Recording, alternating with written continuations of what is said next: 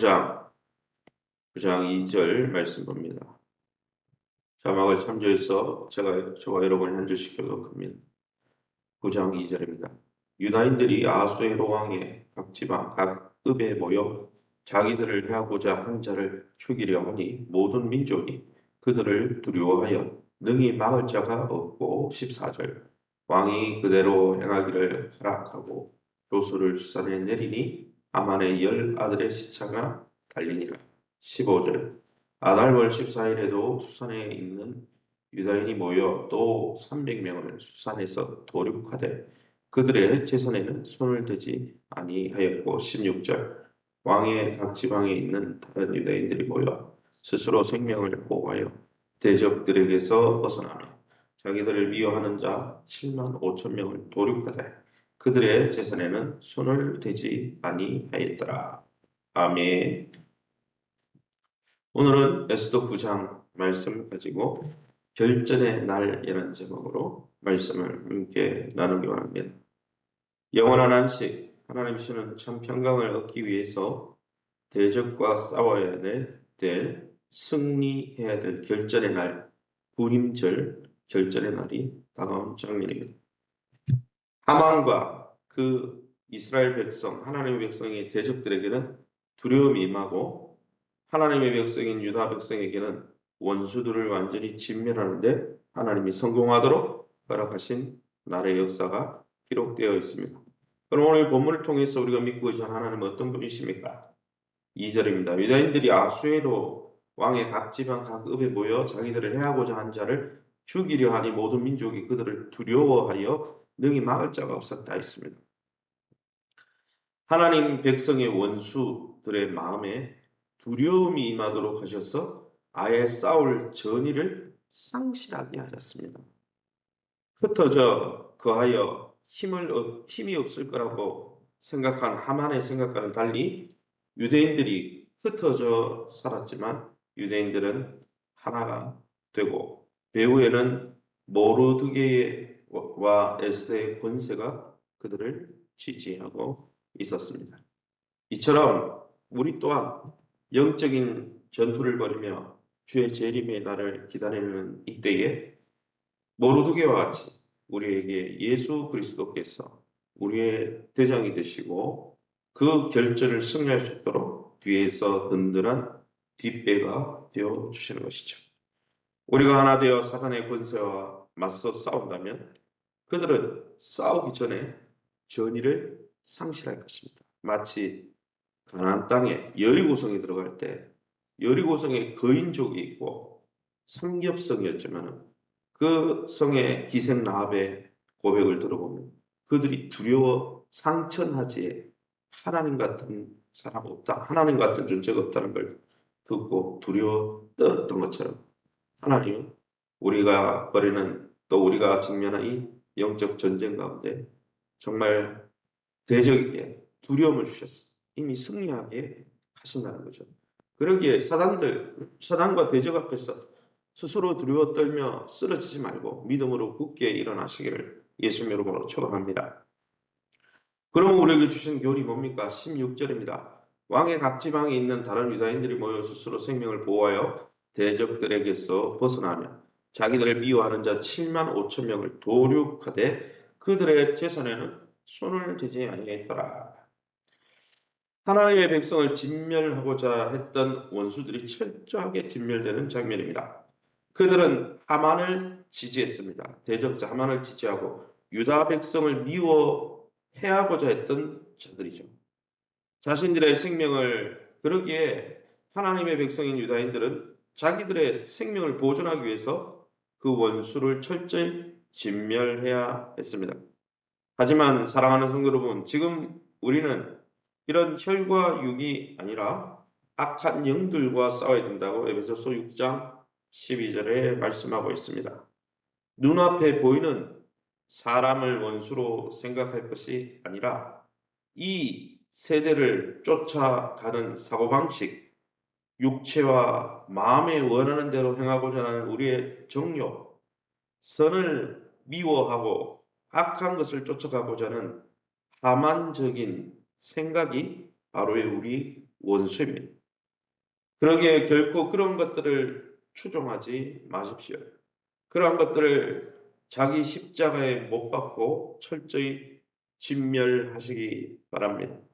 다시 한번 이 세상에 익숙해진 내 속에 원수와 같은 마음이 무엇이 있는지 매일매일 말씀으로 조명해보며 그것들을 맞서 싸워 이기시기를 예수님 이름으로 축원합니다. 14절입니다. 왕이 그대로 행하기를 허락하고 조서를 수산에 내리니 하만의 10아들의 시체가 매달리니라. 하만의 10아들들도 죽어 나무에 달렸습니다. 나무에 달린 자마다 신명기 말씀을 읽어보면 예수님도 십자가에 달린 이유가 그거죠. 저주받아 죽는다는 거죠. 우리 죄 때문에 저주받으셨다는 거죠. 그와 마찬가지로 하나님의 대적이었던 하만의 아들들도 죽어 나무에 달렸어요. 이것은 하나님의 저주를 받았다는 것을 만천하에 공표하는 행위죠. 왜요? 그들은 출애굽기 17장을 읽어보면 이스라엘 백성들이 출애굽할 때 아말렉이었죠. 이 아각 자손은 아말렉의 왕이었습니다. 아말렉이 어땠습니까? 아말렉이 뒤에서 하나님의 백성을 치고 죽이고 그래서 하나님이 뭐라고 예언하시고 언약하셨습니까? 여호와께서 대대로 이 아말렉 족속이 이름도 없이 진멸될 때까지 싸우리라. 그 싸움이 오늘 에스더에서 일어나는 거죠. 그냥 괜히 죽이는 게 아니고 하나님의 백성을 계속 공격하는 세력들을 마지막 날 예수님이 재림하셔서 사단의 세력들을 다 진멸하시고 하나님의 백성인 성도들을 구원하시는 것처럼 그러한 역사죠.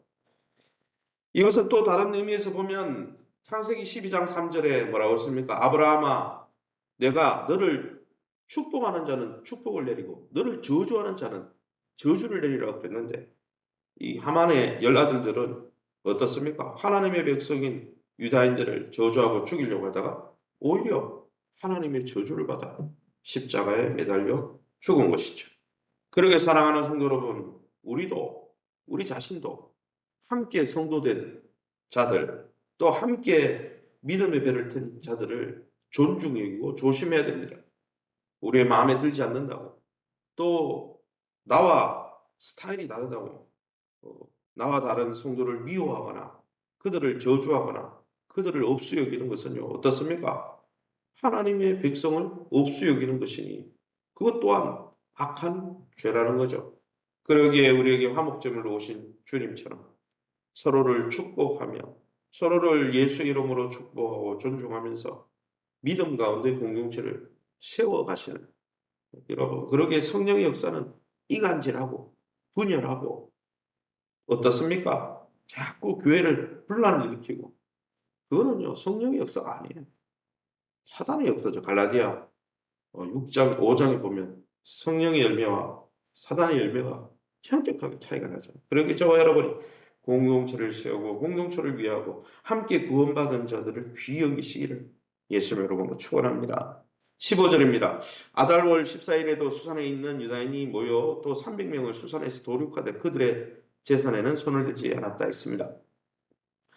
유대 백성들은 하나님의 백성으로서 넘지 말아야 될 선을 잘 지켜서 이 전쟁이 정당한 방어전이었음을 알렸습니다. 뭡니까? 그들의 재산을 뺏고 그들의 가진 소유를 뺏으려고 이 전쟁을 일으킨 게 아니라는 거예요. 15절에도 그들의 재산에는 하반절에 손을 대지 아니하였고 16절에도 그들의 재산에는 손을 대지 아니하였다는 말씀이 나올 뿐 아니라 10절 말씀에도 함므다다의 손자 유다인의 대적 하만의 아들 열아들을 죽였으나 그들의 재산에는 손을 대지 아니하였다. 왜 이 전쟁이 일어난 것입니까? 왜 이 하나님의 원수인 대적 아말렉을 왜 죽이는 겁니까? 하나님이 명령하셨어요. 하나님의 언약 백성을 공격하는 아말렉을 이 지면에서 쓸어버리라고. 그런데 누가 이 아말렉을 진멸하지 않았습니다. 사무엘상 15장에 보면 사울왕이 진멸하기를 싫어하고 왜 진멸 안 했습니까? 왜 아각을 남겨둬서 아각의 후손인 하만이 왜 등장하게 만들었습니까? 다 진멸해야 되는데 자기가 보기에는 좀 쓸만한 것들은 다 남겼어요. 왜 남겼습니까? 남겨가지고 자기가 이만큼 위대한 왕이다. 전승물로 나눠주려고. 그래서 성경 읽어보면 15장에 사무엘상 15장 읽어보면 사무엘이 뭐라 하냐면 하나님이 다 진멸하고 쓸어버리라 했는데 왜 아말렉의 소와 양과 그 말은 그렇죠. 뭐 제사용이라고 예배하려고 남겼다고. 하나님 언제 예배하라고 남겼어요? 다 진멸하라 그러는데 자기 욕심에 찼어. 자기가 욕심에 차서 그 아말렉의 재산에 손을 댔잖아요. 그러고 하나님이 폐위시켜 버립니다. 사울을. 너는 내 말대로 행동 안 하는구나. 폐위시켰어요. 왕도 내려버렸어요. 그 오늘 성경에 15, 16절에 왜 그들의 재산에 손을 대지 않습니까? 하나님이 진멸하라 그랬거든요. 사울왕이 실패했던 하나님의 말씀, 우리는 실패하지 않겠다. 유다 공동체는 다 쓸어버리면 남는 부동산 얼마나 다 원래 전쟁에서 뭐라고 됐냐면 왕의 조서에는 8장에 나오는 왕의 새로운 조서에는 뭐냐면 다 진멸하고 그 재산을 탈취해도 된다라고 왕의 조서를 내렸는데 아수르 왕의 조서가 허락했는데도 그걸 안 지켜요. 왜 그렇습니까? 하나님이 다 진멸하라고 그랬거든. 사울왕이 그 진멸 안 하고 남기고 호주머니에 넣었다가 어떻게 됐습니까? 멸망당한 걸 알고 있으니까 유대인들은. 우리는 이제 하나님 뜻대로 산다 이거죠. 사랑하는 성도 여러분, 저와 여러분은 하나님의 백성으로 이 땅에서 하나님의 말씀의 원리대로 하나님의 백성임을 드러내고 있습니까? 아니면 사람들과 나의 이권을 지키기 위해서 감정적으로 사울처럼 그냥 사울은 천천히고 다윗은 만만이라니까 자기가 더 잘나 보이려고 하나님 말씀 다 어기고 진멸하라 그러는데 자기 호주머니 챙겼다가 들키니까 뭐라고 합니까? 하나님 앞에 제사하려고 뭘 제사하려고 그래요. 하나님 앞에 예배는 말씀을 지키는 거지. 그렇게 사랑하는 성도 여러분, 하나님의 방법으로 사단과 싸워야 되는 거예요. 나의 이권을 지키기 위해서 다른 사람의 재산에 손을 대고 그것을 탈취하려고 사람을 죽이고 그거는요 하나님의 전쟁이 아니에요. 그러기에 하나님의 백성다웠게 그리스도의 사랑과 그리스도의 공의로 하나님의 전쟁갑주를 입고 하나님의 언약 백성답게 우리가 하나님의 백성임을 말씀을 순종하는 그 모습을 통해 드러내고 하나님의 영광을 선포하는 저와 여러분 될 수 있기를 예수님 이름으로 축원합니다. 이 시간에 우리 앞서면서 기도하기 원합니다. 우리도 죄악을 다 도말해 버리고 우리 마음속에 하만의 마음 무엇입니까? 하나님의 백성을 증오하고 함께 성도로 부름받았는데 미워하고 또 이간질하고 분열시키고 그런 것은요 하나님 앞에 축복받을 일이 아니에요. 저주받지. 그러기에 우리도 주님의 공동체를 세우길 원하고 사랑 안에서 행하는 그럴 수 있도록 우리의 죄악을 모두 도말해버리고 날마다 그리스도의 형상을 쫓아 살아갈 수 있도록 예수 안에 강하고 보험으로 섬기는 교회가 될 수 있도록 5월 25일 태진자 초청주일과 교회의 사역과 협력하게 도와주시고 간우들과 자녀들과